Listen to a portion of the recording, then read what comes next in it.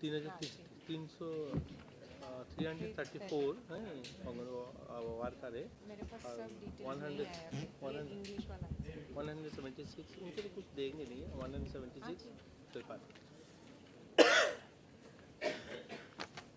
आप भी करेक्शन করে নিয়েছি স্পোর্টস সব এখন শর্ট করে নিয়েছি অল্প অল্প এক দুটো বিষয়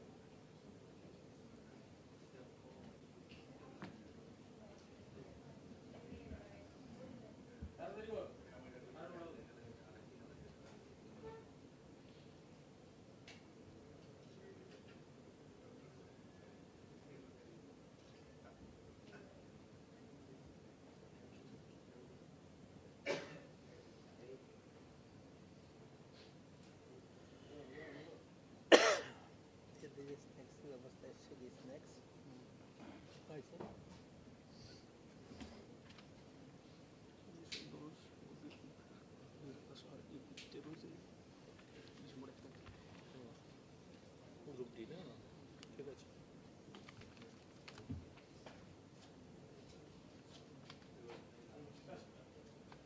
আর কেউ আসবে আসবে না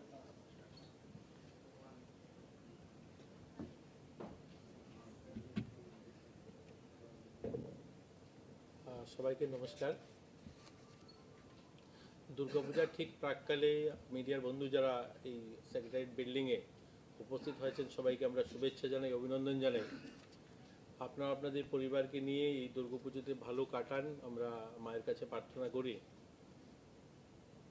আমার কাছে যে দপ্তরগুলো রয়েছে sports social welfare social education এবং শ্রম দপ্তর তিনটা বিষয় নিয়ে আমরা আজকের এই আপনাদের সঙ্গে আলোচনা রাখতে চাইছি কিছু আমাদের অ্যাচিভমেন্ট কিছু আমাদের নতুন গভর্নমেন্ট 2023 পুনরায় যখন স্থাপন হয়েছে তারপর থেকে যে সফলতা সেগুলো আপনাদের সঙ্গে শেয়ার করা সঙ্গে রয়েছেন আমাদের সোশ্যাল ওয়েলফেয়ার সোশ্যাল এডুকেশনের ডাইরেক্টর রয়েছেন স্পিতামল রয়েছেন স্পোর্টসের আমাদের ডাইরেক্টর এস বিনাথ রয়েছেন আমাদের লেবার কমিশনার তো এই বিষয়গুলো নিয়ে আমরা আপনাদের সামনে তুলে ধরতে চাই স্পোর্টসের সফলতা আপনারা জানেন দেশ স্বাধীনতার পর প্রায় 75 বছরের ইতিহাসটাকে যদি দেখি আমরা ভারতবর্ষের এবারের যে সফলতা 160টা মেডেল এশিয়ান গেমসে জিতেছে তো তার জন্য আমরা প্রধানমন্ত্রী সহ রাষ্ট্রীয় খেলমন্ত্রী ওনাকে আমরা অনুরাগ ঠাকুরকেও ধন্যবাদ জানাই অভিনন্দন জানাই আমাদের ত্রিপুরা স্পোর্টস দপ্তরের পক্ষ থেকে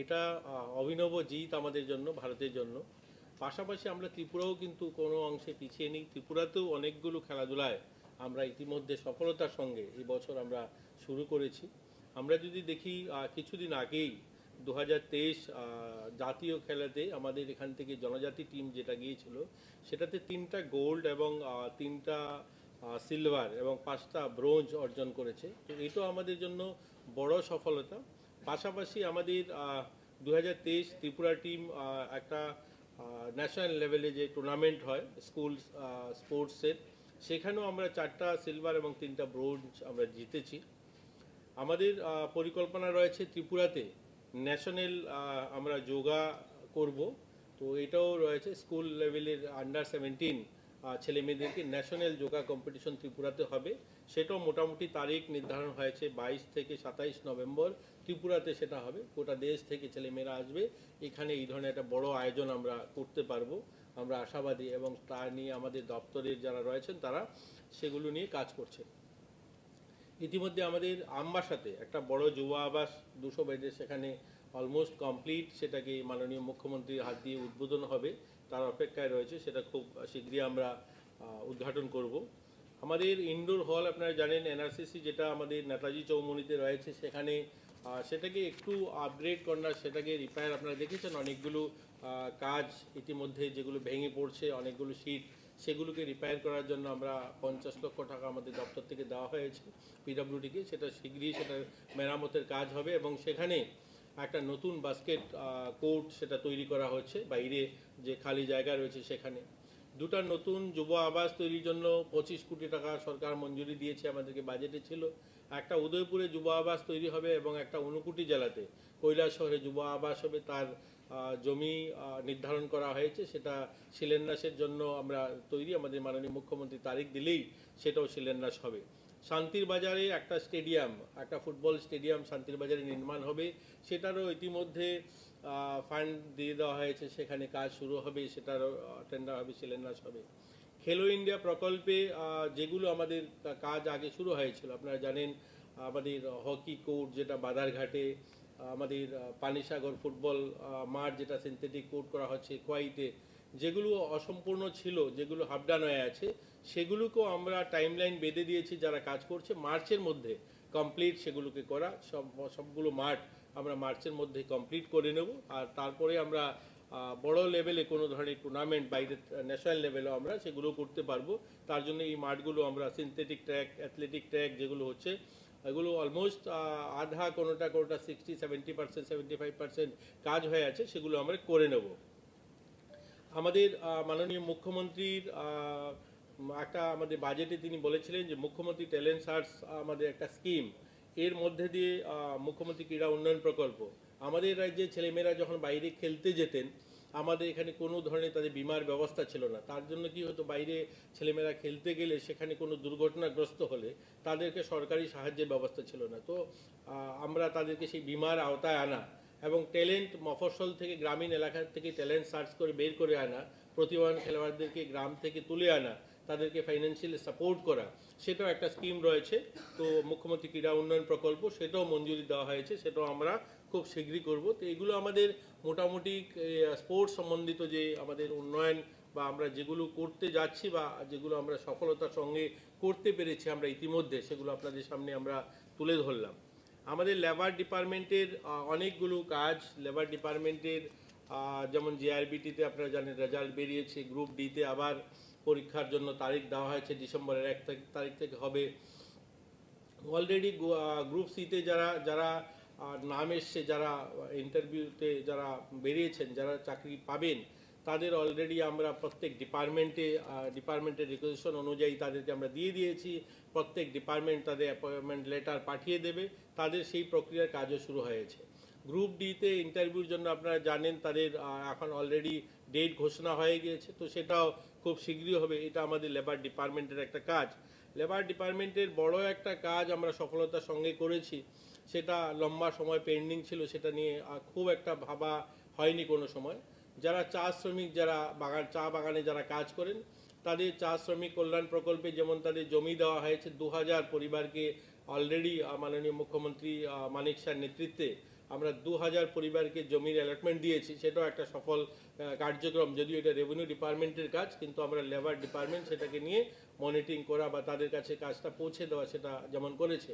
আরেকটা হলো লেবার যারা শ্রমিক যারা রয়েছেন চা বাগানে, যারা 60 ঊর্ধ্ব হলে পরে তাদের যে ইপিএফ এর পয়সাটা যেটা তাদের থেকে কেটে রাখা হয়, তারা সেই টাকাটার থেকে বঞ্চিত ছিলেন দীর্ঘ সময়। কারণ একদম চা শ্রমিকরা ঠিক সেইভাবে পড়াশোনা জানেন না, আধার কার্ড লিঙ্কেজ হওয়ার কারণে তাদের যে ডেট অফ বার্থ, সেটা যখন টাকাটা কাটা হয় বা জমা হয়, তখনকার সঙ্গে বর্তমান যে তাদের আধার কার্ড, সেটা হয়তো গরমিল রয়েছে, মিসম্যাচ হচ্ছে, তার জন্য তারা টাকাটা পেতেন না।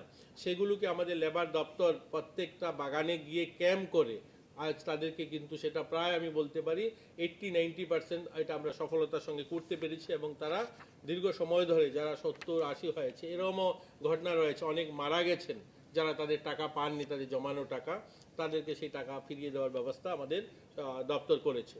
আমরা বোনাস, আমরা প্রত্যেক দুর্গাপূজা আসলেই আমরা দেখি আমাদের চা শ্রমিক যারা, তাদেরকে বোনাস থেকে বঞ্চিত করেন মালিক ম্যানেজাররা। এবার আমরা 1 মাস আগের থেকেই আমাদের দপ্তরের লেবার কমিশনার রয়েছেন বা আমাদের লেবার সেক্রেটারি রয়েছেন, ওনারা একদম ধাপে ধাপে একদম বাগানগুলোতে গিয়ে সেখানে মিটিং করেছেন এবং তাদেরকে বোনাসের ব্যবস্থা করেছেন। প্রত্যেক বাগান এবার তাদেরকে বোনাস দিয়েছে। শুধু বাগানের বোনাস নয়, এবার সবচেয়ে বড় কথা আপনাদেরকে বললে খুশি লাগবে সবাই, যে একটা বড় সংখ্যায় আউটসোর্সিং, নতুন করে আমাদের রাজ্যে আউটসোর্সিংয়ে অনেক স্টাফরা রয়েছেন, বিভিন্ন সিকিউরিটিতে কাজ করেন বা অন্যান্য দপ্তরে কাজ করেন, তাদেরকেও আমরা এক প্রকার বলতে পারেন আমাদের দপ্তর ডেকে এনে তাদেরকে এমওএ সাইন করিয়েছেন যে তারা যেন দিতে হবে তাদেরকে বোনাস, তাই কাউকে যেন বোনাস থেকে বঞ্চিত না করা হয়। এই সংখ্যাটা নেহাত কম নয়, প্রায় 20,000-এর আশপাশ। তো এই 20,000 লোক যারা আউটসোর্সিংয়ে কাজ করেন, বিভিন্ন হাউসকিপিং রয়েছেন, বিভিন্ন আপনার যারা এই শ্রমিকরা রয়েছেন আনঅর্গানাইজ সেক্টরে যারা কাজ করেন, তাদেরকে এই সুবিধাটা দেওয়া হয়েছে এবং তারা পাবে। সেটা প্রাইভেট যারা কোম্পানিগুলো ম্যান পাওয়ার সাপ্লাই করেন তাদেরকে বাধ্য করা হয়েছে তারা যেন তাদের এই পয়সাটা দেন, বোনাসটা দিয়ে দেন। তো তারা সবাই কমিটমেন্ট করেছে এই দুর্গাপুজোর আগে সমস্ত দিয়ে দেবে। তো এর মধ্যে আমি এখন পর্যন্ত যেগুলো জেনেছি অলমোস্ট 90% দিয়ে দিয়েছে। কোনো কোনো মালিক যেগুলো বন্ধ প্রায়, ধরুন ফ্যাক্টরি বা বাগান, তারা দিতে পারেনি, কিন্তু আমরা চেষ্টা থাকবে সবাই যেন সেগুলো পায়, সেভাবে আমাদের দপ্তর কাজ করছে। আমাদের শ্রম দপ্তরের আরেকটা হচ্ছে লেবার বোর্ড রয়েছে, কনস্ট্রাকশন বোর্ড রয়েছে। এই কনস্ট্রাকশন বোর্ডে আমরা ইতিমধ্যে আমরা কিছুদিন আগে একটা পত্রিকাতে দেখেছিলাম যে আমাদের যেটা নির্মাণ শ্রমিক কল্যাণ প্রকল্পে খুব একটা দেওয়া হচ্ছে না। আমি আজকে আপনাদের সাংবাদিক বন্ধুদের মাধ্যমে সেটাও আপনাদের কাছে তুলে ধরতে চাই, তার পরিসংখ্যানটা।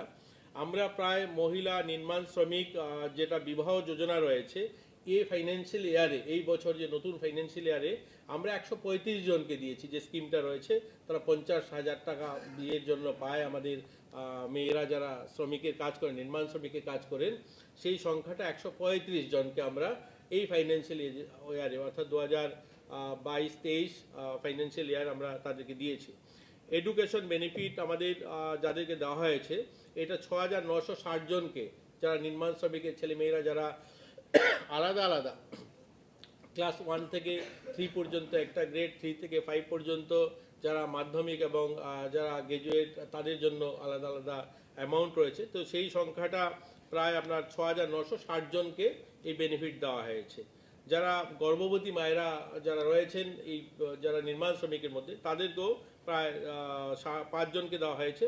মেডিকেল বেনিফিট যারা চিকিৎসার জন্য, আমাদের নির্মাণ শ্রমিক ভাইয়েরা চিকিৎসা করাতে বাইরে যান বা স্পেশাল ট্রিটমেন্টের জন্য বাইরে বা আইএলএস বা আমাদের অন্য হসপিটালে যারা ভর্তি হন, এই সংখ্যাটাও আমরা কিন্তু 60 জনকে দিয়েছি। পেনশন বেনিফিট যারা পান এইটাতে 2,865 জনকে দেওয়া হয়েছে। ডেথ বেনিফিট 44 ডেথ বেনিফিট যারা, তারাও পেয়েছে। তো এই ধরনের সব মিলিয়ে আমরা 10,095 জনকে আমরা দিতে পেরেছি ইতিমধ্যে। সবচেয়ে বড় কথা হলো আমরা এই যে আমাদের নির্মাণ শ্রমিক প্রকল্পে যে টাকাটা দেওয়া হয়, এই টাকাটা আমাদের এই সরকারের আমলে, আমরা যদি দেখি বামপন্থীদের আমলে যে সরকার তাদের যে অ্যামাউন্টটা ছিল, তারা 10,000 টাকা দিত ম্যারেজ বেনিফিট, আমরা 50,000 টাকা দিচ্ছি। আমরা তাদেরকে যাদের অ্যাক্সিডেন্ট বেনিফিট যেটা তাদের ছিল মাত্র 50,000 টাকা দেওয়া হতো, আজকে আমরা সেটাকে 4 লাখ টাকা তাদেরকে দেওয়া হচ্ছে।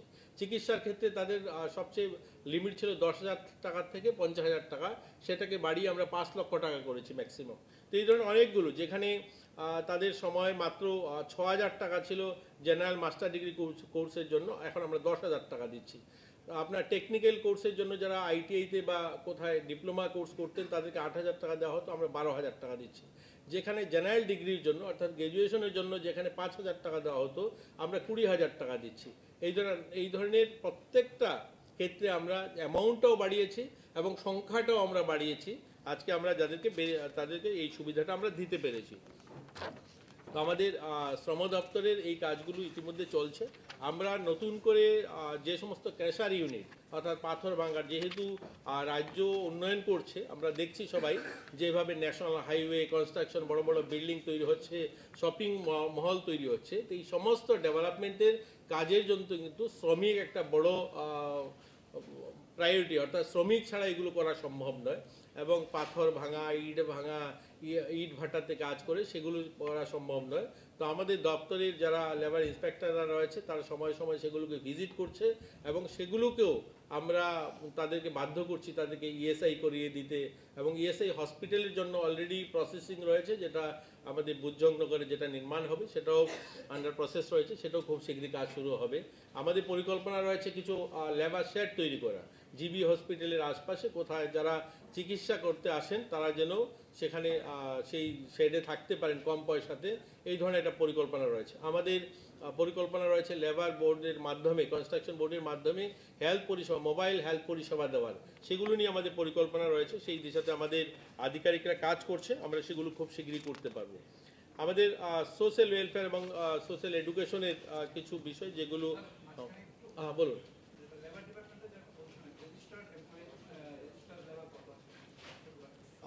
সেটা আমি দিয়ে দেবো, ডাটাটা আছে, আমরা উনি ক্লিয়ার করে দেবেন রেজিস্টার।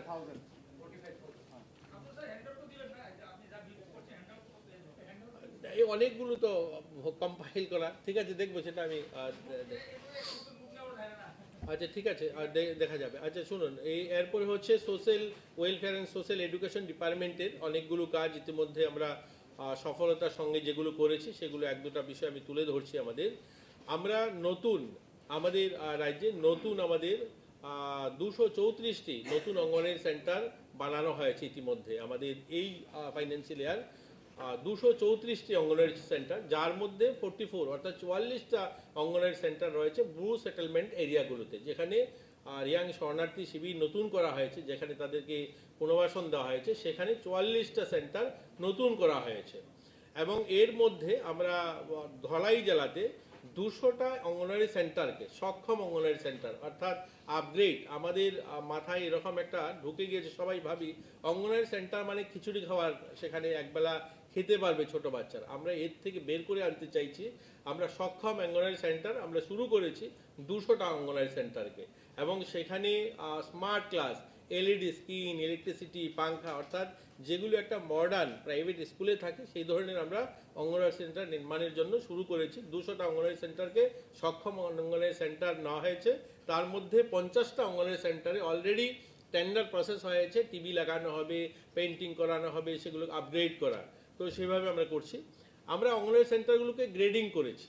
আমাদের যে অঙ্গনওয়াড়ি সেন্টারগুলো রয়েছে, এই যে 10,145টা অঙ্গনওয়াড়ি সেন্টার রয়েছে, এগুলোকে গ্রেডিং করা হচ্ছে, অর্থাৎ 1 নম্বর, 2 নম্বর, 3 নম্বর, 4 নম্বর, 5 নম্বর। এটা এইভাবে আমরা করেছি, 80% বাচ্চারা যেখানে উপস্থিত হয় সেখানে আমরা এ গ্রেড দিয়েছি, যেখানে ধরুন 50% বাচ্চারা উপস্থিত হয় সেখানে আমরা বি গ্রেড দিয়েছি, যেমন 20% যেখানে বাচ্চা হয় সেখানে আমরা সি গ্রেড দিয়েছি। এগুলোকে করে আমরা নিচের থেকে শুরু করতে চাইছি, যেখানে আমরা লাস্ট গ্রেডে অর্থাৎ 5 নম্বরে যেখানে আসবে সেগুলোকে আমরা ডিসেম্বর জানুয়ারি মাসেই আমরা সেখানে স্পেশাল ড্রাইভ দিয়ে আমরা প্রত্যেকটা অঙ্গনওয়াড়ি সেন্টারের জন্য নতুন একটা কমিটি করেছি। এখানে যারা আছি, আমরা মিডিয়াতে কাজ করি, আমরাও আমাদের পরিবারের আত্মীয় স্বজন ছোট বাচ্চারা অঙ্গনওয়াড়ি সেন্টারে যায়, এটা আমরা সবার জন্য, আমরাও সেখানে সামিল হব। আমরা রিকোয়েস্ট করবো আপনারাও নিজ নিজ এরিয়াতে সেটাতে সামিল হবেন।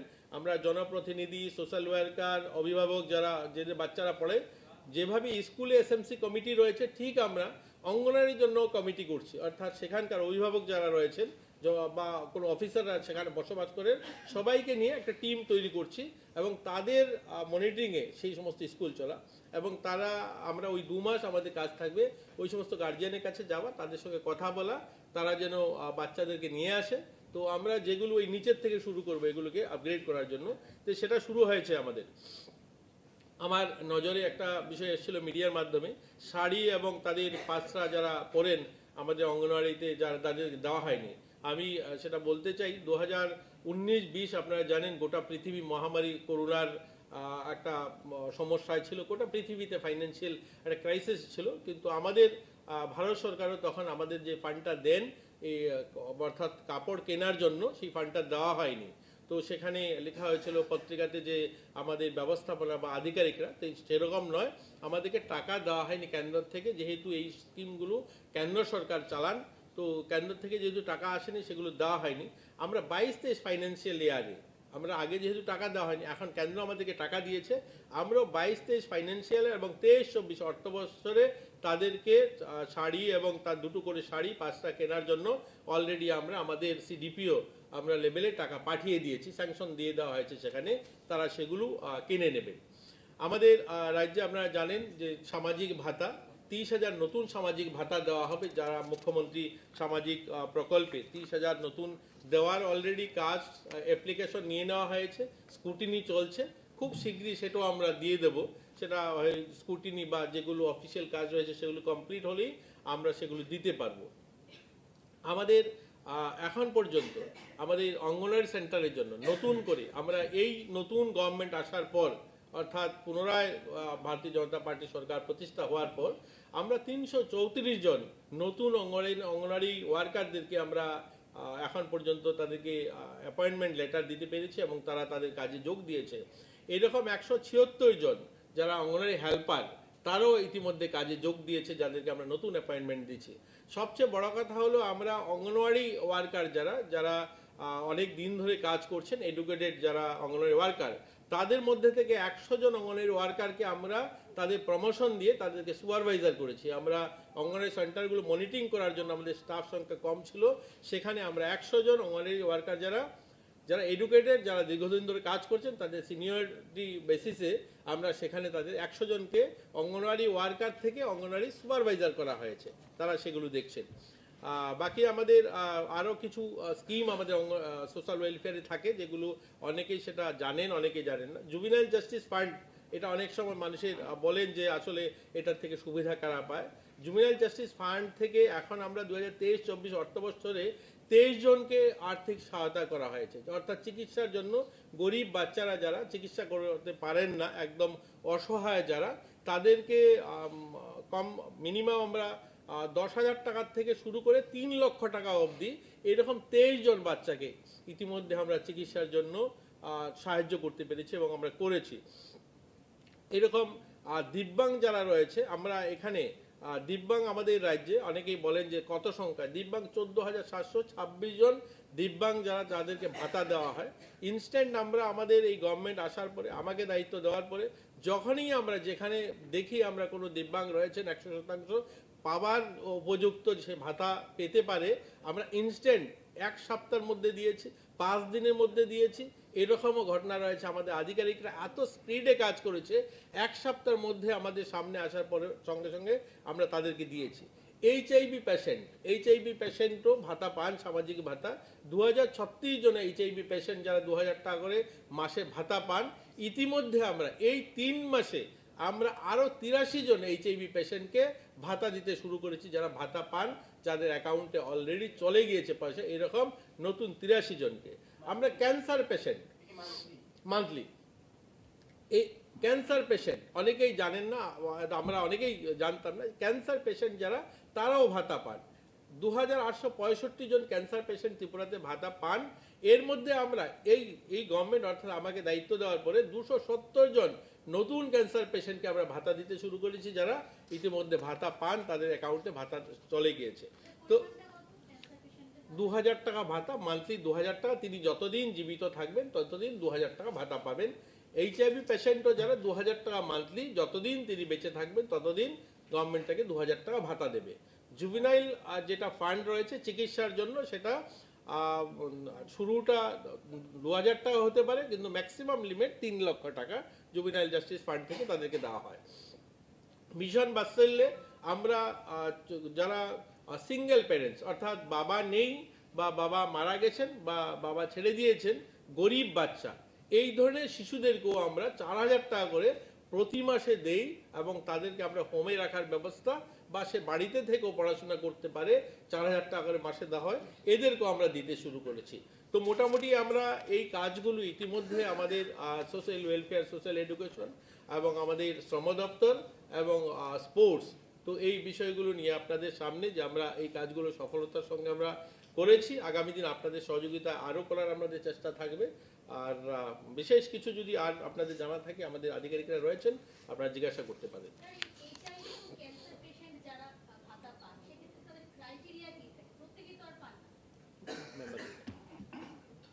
HIV पेशेंट्स के लिए ना ये त्रिपुरा एड्स कंट्रोल सोसाइटी तरफ से हमारे पास रिकमेंडेशन आना चाहिए, वो सर्टिफाई करते हैं कि ही और शी इज एलिजिबल। और कैंसर पेशेंट के लिए स्टेट का रीजनल कैंसर सेंटर जो है अगरतला, उनके तरफ से रिकमेंडेशन लगे।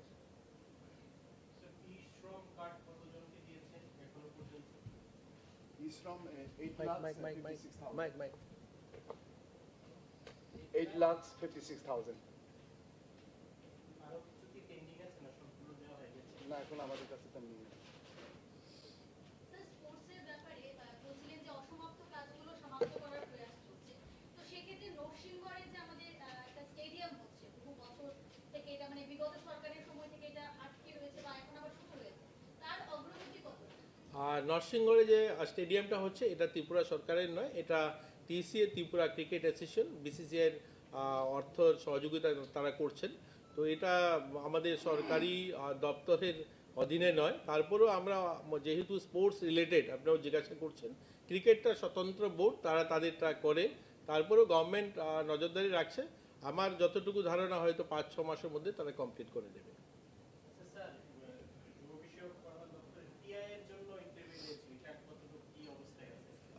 এটাও আন্ডার প্রসেস, সেটা দেখছেন। এটার কিছু কমপ্লেইনও রয়েছে অনেকের, আবার এটা নিয়ে ইয়েও রয়েছে, এগুলো দেখছেন দপ্তর, সেগুলো সময় বলবে কি করবে।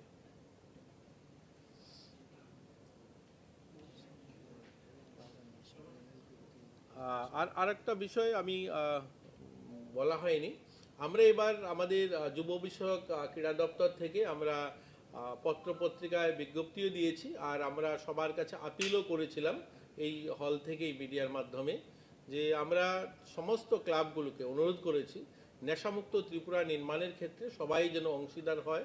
এবার দুর্গাপূজার মাধ্যমে আমরা ক্লাব, সার্বজনীন পূজা মণ্ডপ সবাই যেন অধিক থেকে অধিকতর আমরা প্লে কার্ড, হোর্ডিং, পথনাটকের মাধ্যমে আমরা মানুষকে অ্যাওয়ারনেস করি। তার জন্য যারা খুব ভালোভাবে করবে এই ধরনের আমরা প্রথম, দ্বিতীয়, তৃতীয় আমরা প্রত্যেক জেলা ওয়াইজ মাননীয় মুখ্যমন্ত্রীর হাত দিয়ে তাদেরকে আমরা সংবর্ধিত করব এবং আর্থিকও তাদেরকে একটু সাহায্য করব এবং তাদেরকে সার্টিফিকেটও দেওয়া হবে যারা বেস্ট অ্যাওয়ারনেস ক্যাম্পেইনে সামিল হবে। তো আমি আপনাদের মাধ্যমে আবারও বলছি, এর জন্য আমরা একটা অ্যাপসও তৈরি করেছি, সেই অ্যাপসের মাধ্যমে তারা গিয়ে তাদের পুজো মণ্ডপের ফটোগ্রাফ বা তারা কি করছে সেগুলো আপলোড করতে পারবে।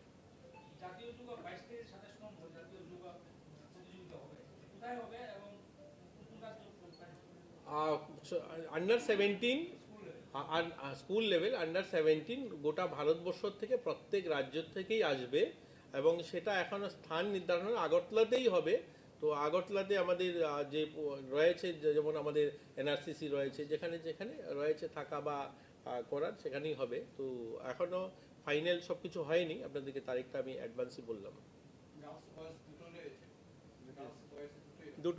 দুটোই রয়েছে। আর কিছু? সবাইকে ধন্যবাদ। পুজো সবার ভালো কাটুক। সবাই আসবেন ধর্মনগরের পুজোতে, কৈলাসহরের পুজোতে। কৈলাসহর বাড়িতে আমার পুজো হবে, আপনারা সবাই নিমন্ত্রিত।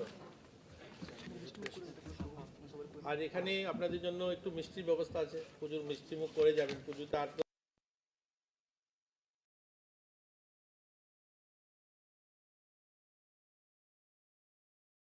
locals for returning his goat safe and alive to him. Reported by Ashish from Bishalghar, Chini Khorang.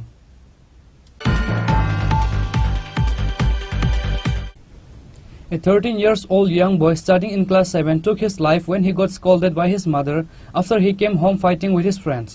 His name is Manav Singha. Incident happened in Ambedkar Panchayat area under Kumargarh police station. Once again, a class 7 student lost his life at the age of 13 years old. This young boy took his life on Monday evening at his home. His name is Manav Singha. Manav Singha went for roaming with his friends on Monday evening. However, while going on their way somewhere, meanwhile they had a fight among each other. Later, after returning home, Manav Singha got slapped with his mother for quarreling with his friends. For that reason, Manav Singha took his life getting hurt because of his mother.